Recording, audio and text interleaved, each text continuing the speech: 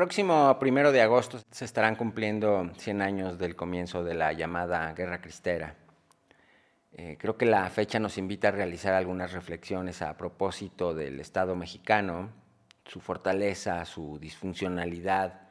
así como sobre su relación con la Iglesia, el origen y las características de ese vínculo. Y es que, aunque existen elementos que denotan un carácter hasta cierto punto artificial en aquel conflicto, cuya solución, entre comillas, coincidió casualmente con la creación del Partido de Estado,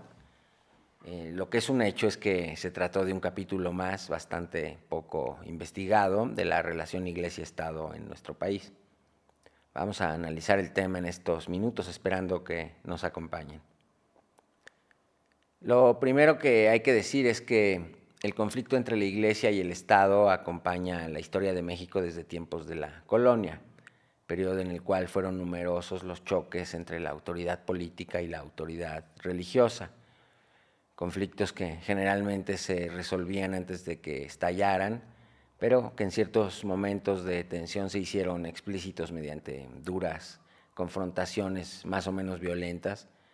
como ocurrió en el año de 1624, cuando el virrey confrontó al arzobispo de México con el desenlace de la caída del virrey, o como el muy sonado motín del año 1692, que concluyó con el incendio del Palacio Virreinal, que ardió en llamas por varios días.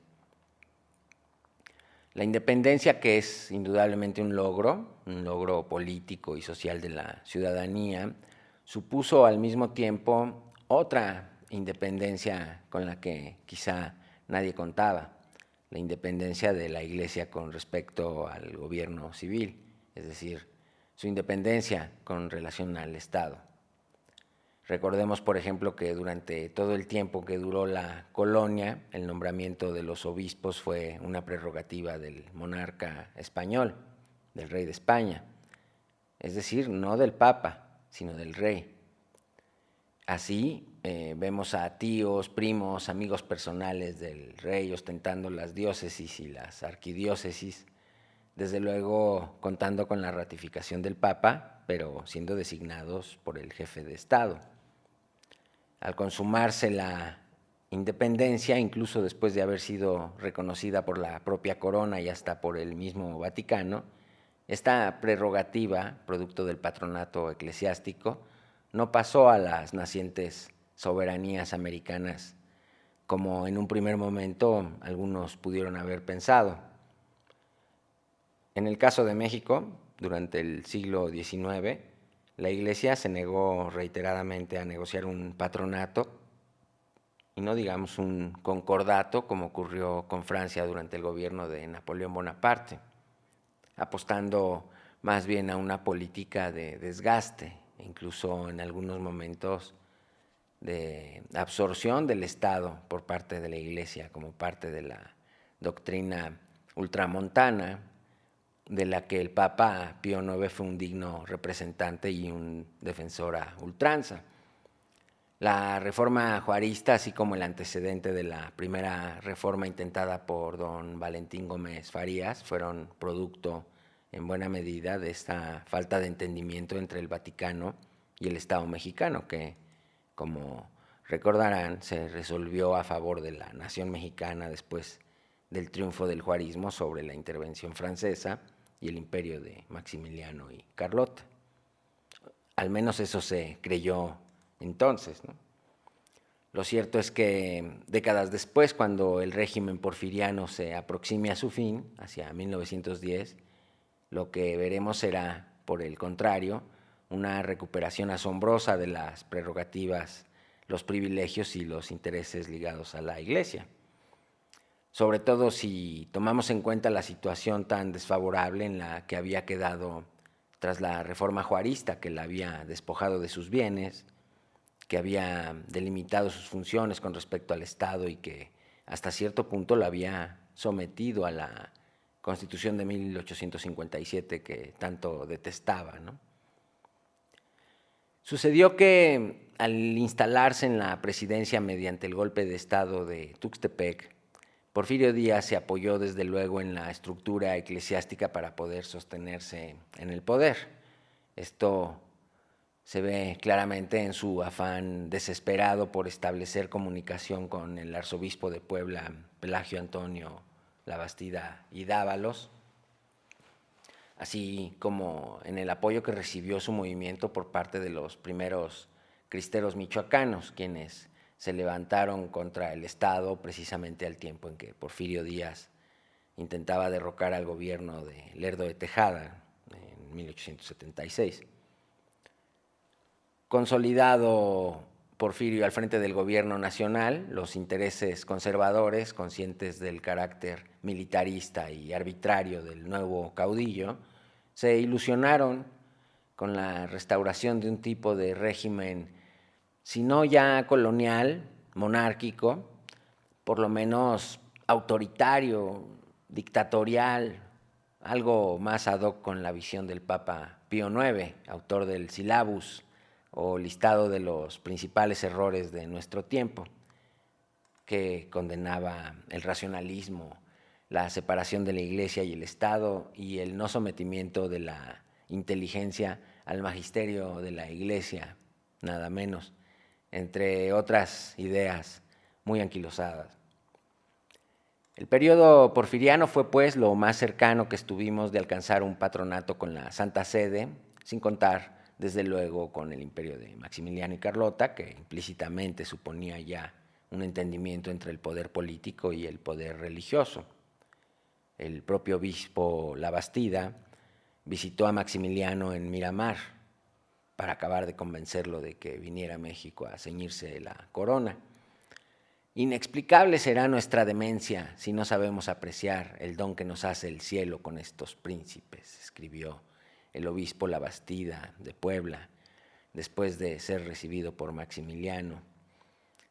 La Iglesia suspiraba por un régimen que, a semejanza de la colonia, no favoreciera la educación de la ciudadanía, sino al contrario, garantizara su permanencia en la caverna de la superstición, la ignorancia y el fanatismo,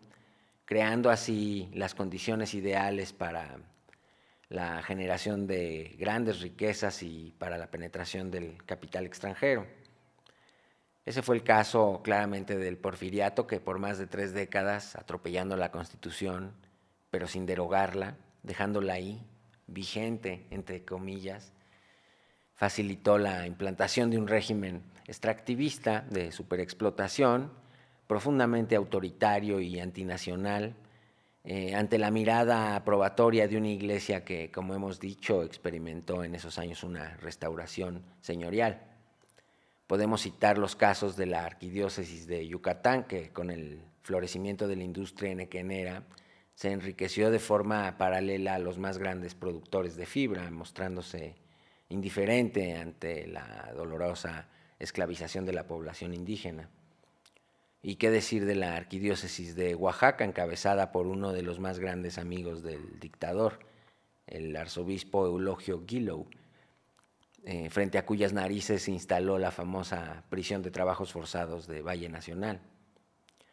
De todo esto tomó nota la conciencia popular, de manera que al estallar la revolución, las represalias en contra de la Iglesia nos hicieron esperar, sobre todo a partir de la muy mala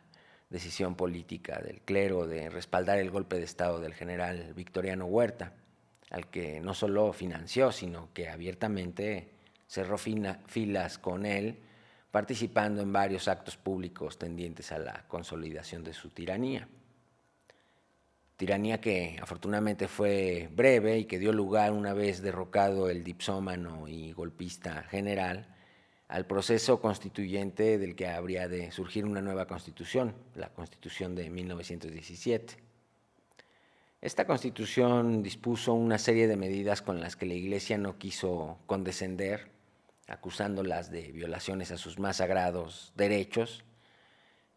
Nos referimos desde luego a los artículos 3 sobre la educación, 27 sobre la propiedad de la tierra y 130 sobre las relaciones Iglesia-Estado principalmente, aunque había más artículos que no le gustaban a la jerarquía eclesiástica.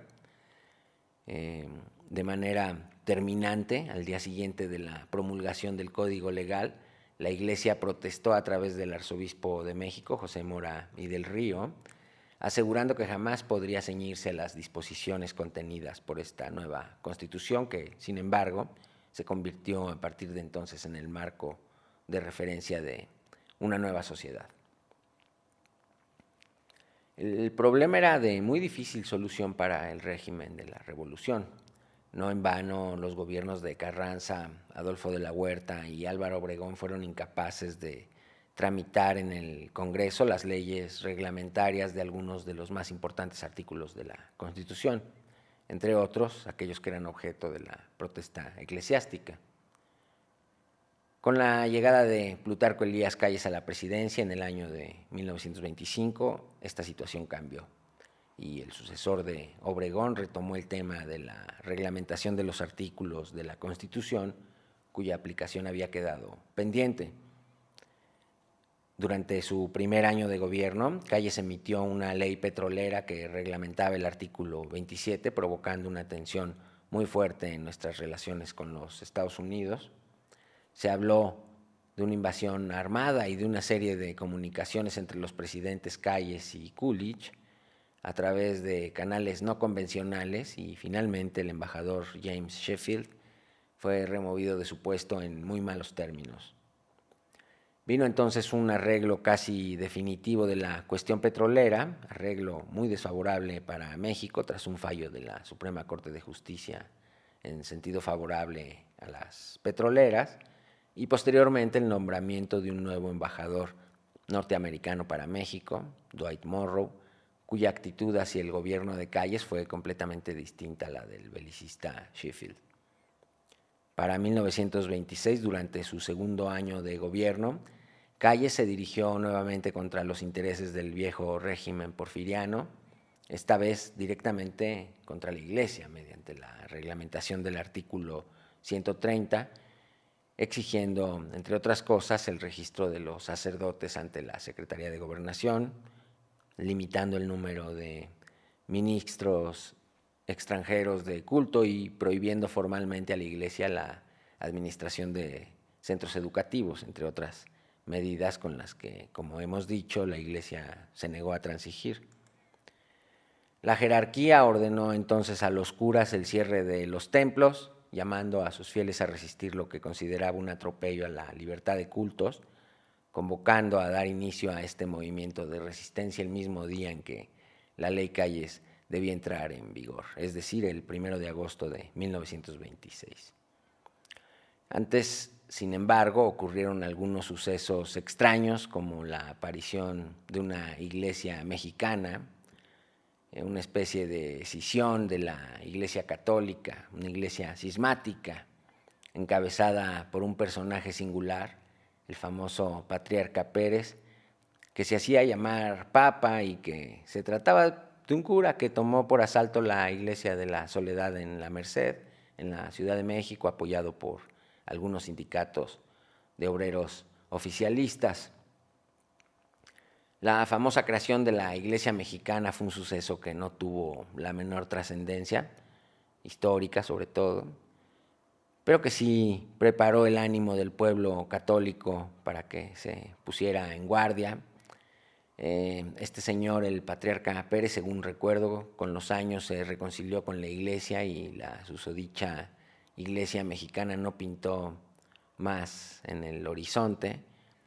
pero el ambiente de tensión y la provocación del sentimiento religioso buscaba claramente incendiar la pradera. Como estaba previsto, la ley Calles entró en vigor el día señalado. Las iglesias amanecieron cerradas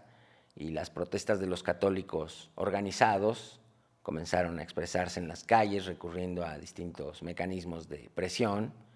de la propaganda a la violencia armada, pasando por la huelga, las misas clandestinas y el boicot, entre otros. Desde el comienzo del siglo XX, alrededor de 1905 o 1906, la Iglesia había empezado a preparar organizaciones sociales que, ante un eventual desmoronamiento del sistema porfiriano, como el que estaba en curso,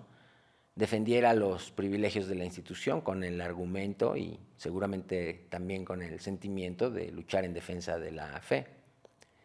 Así, bajo la dirección del jesuita francés Bernardo Vergoent,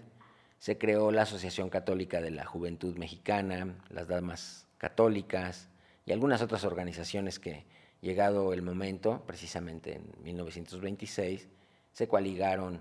en una sola instancia llamada Liga Nacional Defensora de la Libertad Religiosa, donde la sociedad sería el pueblo el que defendiera la Iglesia y ya no el ejército conservador, como había sucedido en el siglo XIX y durante el Porfiriato, ejército que, dicho sea de paso, había quedado liquidado tras los tratados de Teoloyucan celebrados en 1914.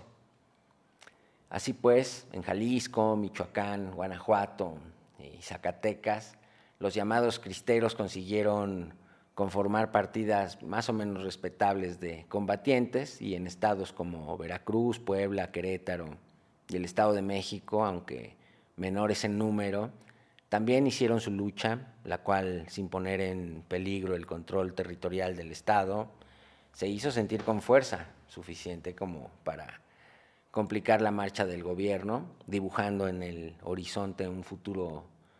choque, un futuro de choques y de confrontación permanente bajo el espectro preocupante de una guerra santa, ¿no? Los jerarcas católicos, obispos y arzobispos, partieron al exilio, como ya lo habían hecho en 1914 a la caída de su aliado Victoriano Huerta, reuniéndose en en San Antonio, Texas, desde donde emitían pronunciamientos generalmente a nombre de la Conferencia Episcopal, y alentando la lucha, permaneciendo únicamente en México algunos arzobispos como el de Jalisco y el de San Luis, ocultos desde donde tiraban las riendas de la sublevación. Mientras esto ocurre, el gobierno de Calles enfrenta un problema difícil, sino imposible de solucionar: la reelección del general Álvaro Obregón, quien de esta manera pensaba liquidar el principio revolucionario de la no reelección, reduciendo implícitamente la gestión presidencial de Plutarco Elías Calles a una mera anécdota, si no es que a un chiste como los que tanto le gustaban al Manco. Algo parecido a lo que Porfirio Díaz había hecho con su compadre Manuel González en 1880, dejarlo sentado al terminar su primer periodo de gobierno para que cuide la silla y desde luego para que realice el trabajo sucio, y después regresar, retomar el poder para instalar una dictadura aprovechándose de la candidez y de la diligencia de su compadre, que vendría a ser una especie de títere, ¿no? La voz popular ya le asignaba de por sí ese papel a Plutarco Elías Calles, atribuyendo casi cualquier acción radical que realizara al expresidente Obregón, ¿no?, el jacobino clásico, digamos. Y Calles, pues lejos de intentar desmentir a nadie, aprovechó este espejismo para trazar su propia ruta política, utilizando este desprestigio suyo para arrojar sobre Obregón toda la desconfianza y todo el odio de los grupos que se sentían agredidos por su gobierno, y este fue el caso, de manera ostensible, de los fieles católicos. Obregón había sido durante los años más violentos de la Revolución, digamos entre 1914 y 1919, un encarnizado perseguidor de sacerdotes, un castigador de la Iglesia, usufructuando el sentimiento popular de indignación contra la institución debido a sus alianzas con Victoriano Huerta y, como hemos dicho, con el propio Porfirio Díaz en los años de la dictadura. El anticlericalismo de Obregón resultó así una vía eficaz para posicionarse como un revolucionario radical, un enemigo del viejo régimen. Esto a pesar de que Obregón provenía de una familia y un grupo de poder estrechamente ligado al porfirismo y de hecho a lo más desacreditado del mismo. es decir, al grupo de su paisano Ramón Corral, primero en la línea de sucesión de Porfirio Díaz como vicepresidente, y bajo cuyo cacicazgo se habían formado la mayor parte de los amigos, familiares y paisanos del general sonorense. Son conocidos los pasajes en los cuales Obregón, al entrar en México en 1915, castiga a los sacerdotes poniéndolos a barrer las calles del centro y después enviándolos por tren a Veracruz en vagones de carga, señalándolos como portadores de enfermedades venéreas. Posteriormente, al ser presidente de la República, tras la desaparición de Carranza, ocurrieron algunos sucesos extraños. Un bombazo en la Basílica de Guadalupe, una explosión en el monumento a Cristo Rey en Guanajuato y algunos otros hechos de cariz anticatólico que no fue difícil atribuir al gobierno federal. Bueno, pues todos estos precedentes que por sí mismos habrían bastado para dar a Obregón una fama de jacobino irreconciliable, combinaron muy bien con la política de confrontación de su sucesor Plutarco Elías Calles en contra del clero. Nadie hubiera pensado que Obregón no animaba desde su exilio en Cajeme, Sonora, esta embestida contra sus enemigos emblemáticos. Y sin embargo, la realidad era muy distinta. Según testigos confiables, Obregón pegó el grito en el cielo cuando supo que Plutarco se preparaba para chocar contra la iglesia. Si ganamos, ¿qué ganamos? Y si perdemos, lo perdemos todo, decía el manco. Lo que le preocupaba en el fondo, más que poner en riesgo los logros de la revolución, era su propia seguridad personal, el peligro que pudiera correr en caso de ser identificado como el enemigo público número 1 de la religión, ahora que la reelección y una eventual dictadura se dibujaban tan claramente en el horizonte. Por eso, mientras Plutarco lleva adelante su cruzada antirreligiosa, Obregón hace malabares tratando en privado de convencer a los obispos de que no es su intención regresar al poder para complicarle la vida a la iglesia, atribuyendo la embestida callista exclusivamente a Plutarco y prometiendo que su inminente regreso al poder no significaría la continuidad de la política de su compadre. Pero ¿cómo creer en él cuando, por otra parte, tampoco podía públicamente discrepar de la conducción política de su compadre Calles, de quien esperaba le entregase el poder al final de su mandato en el año de 1928? Este era pues el telón de fondo que enmarcaba la disputa entre la Iglesia y el Estado en los años de Plutarco Elías Calles, en aquello que dio en llamarse la Guerra Cristera y que militarmente se redujo a unos cuantos enfrentamientos que rápidamente dejaron ver la inviabilidad de esta resistencia de carácter civil, aunque también eclesiástico,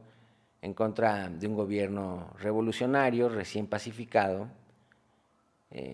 pero todavía violento y en camino de convertirse en régimen político. Destacan, sin embargo, entre los más importantes sucesos que formaron parte de esta guerra, entre comillas, la ejecución de Anacleto González Flores, dirigente católico de Jalisco, la volcadura y el incendio del Tren de la Barca en ese mismo estado del occidente de México, el atentado en contra del general Obregón en Chapultepec a finales de 1927 y desde luego el fusilamiento del padre Miguel Agustín Pro Juárez y de su hermano Humberto, así como de los católicos Luis Segura Vilchis y algunos otros más por suponérseles involucrados en el atentado contra el general Obregón, que ya para entonces se enfilaba directamente hacia la reelección presidencial a celebrarse el 1 de julio de 1928. Como estaba programado, aquella vez el general Obregón resultó electo o reelecto y todo hacía pensar que su regreso a Palacio era inevitable. Sin embargo, 2 semanas después de su triunfo en las elecciones y contra la opinión de algunos de sus amigos más cercanos, que le aconsejaban permanecer en Cajeme o incluso viajar al extranjero hasta el momento de su toma de posesión, Obregón decidió trasladarse a la Ciudad de México para forzar, entre otras cosas, un arreglo de la cuestión religiosa que disipara el peligro en que se hallaba su vida en caso de un nuevo atentado por parte de algún fanático religioso. En esas gestiones se encontraba cuando el 17 de julio de 1928 un católico exaltado llamado José de León Toral, burlando las medidas de seguridad, consiguió aproximársele lo suficiente para desenfundar un arma, dispararle y terminar con su vida durante una comida celebrada en su honor en el mítico restaurante de La Bombilla, ubicado en San Ángel, al sur de la Ciudad de México. Se ha mencionado que hubo más tiradores, que el secretario de Industria y Comercio, brazo derecho del general Calles, Luis Napoleón Morones, estuvo detrás de la ejecución del caudillo sonorense, que el propio Calles mantenía abierto un canal de diálogo con el obispo de San Luis, uno de los más intransigentes, y quien se hallaba oculto en la Ciudad de México, muy cerca de La Bombilla, por cierto. Todo esto es muy factible, según se desprende de las averiguaciones de entonces y de ahora. Lo importante, sin embargo, es que Obregón había sido asesinado y había un muchacho cristero dispuesto a pagar por ello. Este suceso, este magnicidio, tuvo enormes repercusiones políticas, como no podía ser de otro modo, provocando un realineamiento del grupo en el poder, que concluyó con una especie de entronización del presidente Calles al frente de la familia revolucionaria, en calidad de jefe máximo, luego de que, evitando sostenerse en la presidencia a sangre y fuego, hay que decirlo, algunas semanas después entregara la primera magistratura a los obregonistas en la persona del gobernador de Tamaulipas, Emilio Portes Gil. El asesino de Obregón, José León Toral, así como una monja conocida como la Madre Conchita y cuyo nombre era Concepción Acevedo de la Llata, enfrentaron un juicio en la modalidad de jurado popular que causó conmoción entre la población, sobre todo porque fue transmitido en vivo por la radio en un nuevo fenómeno social que así se estrenaba en nuestro país, provocando reacciones encontradas entre la población y preparando el ambiente rumbo a la próxima elección a celebrarse el 17 de noviembre de 1929 y en la que resultaría electo el primer mandatario procedente del partido oficial, antecedente del PRI, conformado precisamente en esos meses bajo el nombre de Partido Nacional Revolucionario, el famoso PNR. El presidente Portes Gil, bajo cuyo gobierno tuvo lugar la fundación del nuevo partido, el partido de Estado, podríamos decir, fue también quien en ese breve pero intenso año de 1929 otorgó autonomía a la universidad y sobre todo quien llevó a cabo las negociaciones para terminar con el conflicto religioso que, asesinado Obregón y con Calles fuera de la presidencia, pues casi que ya no tenía razón de ser. Esto a pesar de que, como hemos dicho, Calles seguía tirando los hilos del poder desde su residencia en la colonia Anzures, o desde su rancho en Soledad de la Mota, Nuevo León, o desde Batirahuato, o desde cualquier otro rincón del país donde se encontrara, así como a través de todos los jefes militares, gobernadores, diputados, senadores, que prácticamente tenían en él a su centro de gravedad, su punto de equilibrio, tanto más cuanto que la oposición se decantaba de manera cada vez más franca por el conservadurismo que atizaba tenazmente la resistencia cristera, próxima ya a cumplir su tercer año de enfrentamiento armado en contra del Estado. Antes de morir, Obregón intentó acercarse a la jerarquía eclesiástica con el propósito de alcanzar un acuerdo para que con su regreso al poder las cosas volvieran al estado anterior a 1926, o quizá incluso transitaran hacia otro derrotero más próximo al régimen fascista italiano que se hallaba en pleno ascenso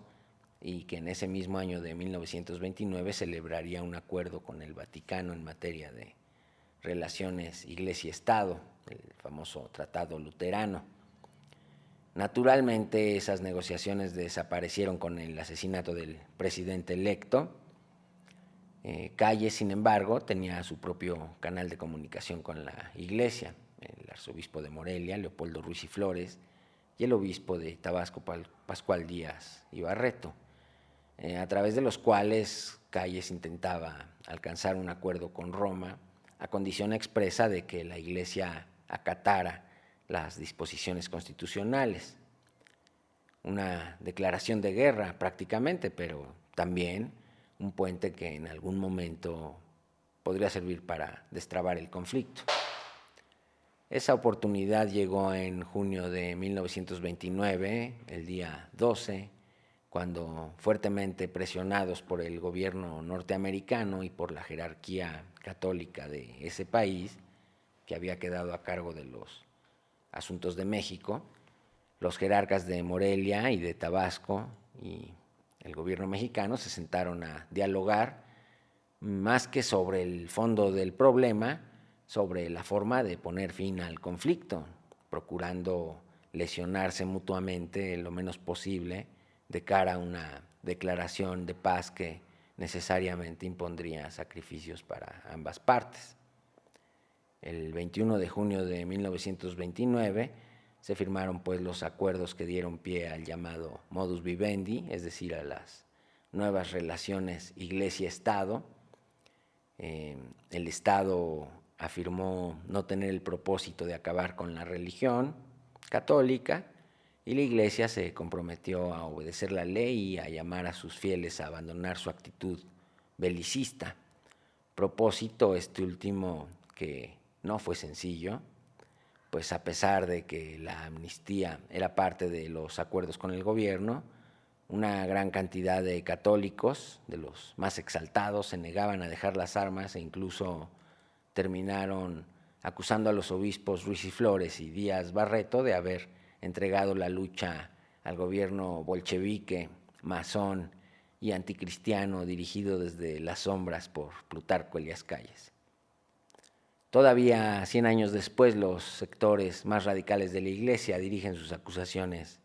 contra aquella cúpula episcopal por haberse rendido al gobierno, según dicen. Lo cierto es que si bien la Iglesia no ganó aquella guerra, tampoco se puede decir que la haya perdido. Los términos del acuerdo y la manera en la que, con el paso de los años y los gobiernos, la Iglesia le fue arrancando a los presidentes alguna u otra prebenda, uno que otro privilegio, hicieron que para 1990 la reforma del artículo 130 y otros más sobre la relación Iglesia-Estado fuera casi un mero trámite de reconocimiento para una realidad innegable: la supervivencia victoriosa de la Iglesia al régimen emanado de la revolución a la que tanto había combatido. A la luz de estas negociaciones ocurridas en plena instauración del neoliberalismo, durante el gobierno de Salinas de Gortari, no parece tan claro que la Iglesia haya sido realmente la derrotada en aquella conflagración de los años 20. Después de todo, si la Iglesia se repuso de la reforma juarista durante la dictadura de Porfirio Díaz, ¿cómo no habría de reponerse de la revolución y de la guerra cristera a lo largo de 7 décadas de partido único? Era obvio que con el tiempo ambas entidades, Iglesia Católica y Partido Oficial, pese a sus diferencias, coincidirían en muchos puntos, especialmente en uno: el carácter sagrado, pero al mismo tiempo decorativo, de nuestra Constitución, la Constitución de 1917. Yo soy Leonardo Tenorio, gracias por acompañarnos en una emisión más de Atavismos, las voces que el tiempo no pudo callar. Nos vemos a la próxima. Chao.